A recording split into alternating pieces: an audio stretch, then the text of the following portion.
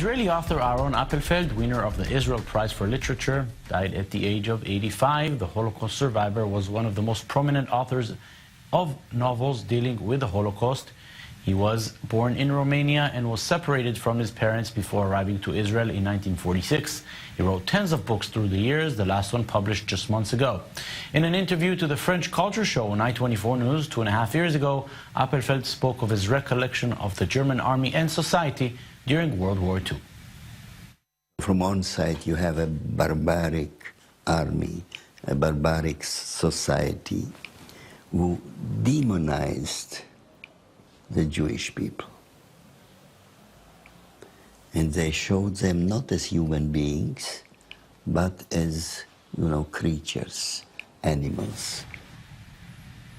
And joining me here in the studio is our culture correspondent Maya Margit. Maya, thank you for being with us. And Aharon Appelfeld did not perhaps write of his own recollections of the Holocaust, but the Holocaust itself was clearly a central motive in his work.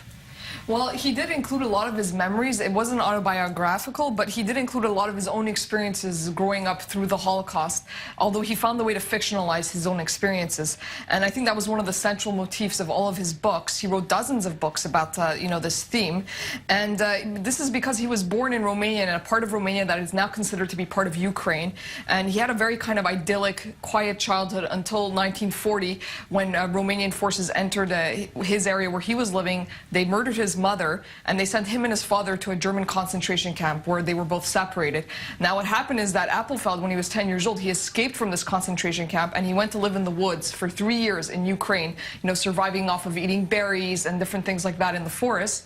And this kind of experience, it's a very traumatic experience, and he managed to write several books about being alone in the forest, about not having anyone to talk to. He did end up finding a gang of criminals that took him in. They didn't know he was Jewish, and that was how he survived through the war. And then in 1946, after the Second World War was over, he arrived to pre-state Israel, and that's when he started learning English. He was 13 years old, and he only learned Hebrew.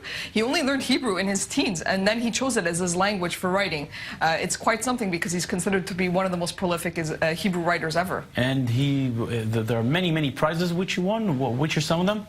Right. So, he's one of the most acclaimed writers in Israel ever, or he was at least. He won the Independent Foreign Fiction Prize in London in 2012 for his book Blooms of Darkness, also a Holocaust-themed work. He won the Israel Prize. This is the most prestigious prize in Israel for literature in 1983, and he was also a Man Booker International Prize finalist in 2013. So these are just some of the several prizes that he won. And when speaking about death and dying, he did actually say that death is not the end of life, but that he felt that people's lives were very short and that he wishes that their lives could be prolonged. And this is what he had to say in that same interview about death.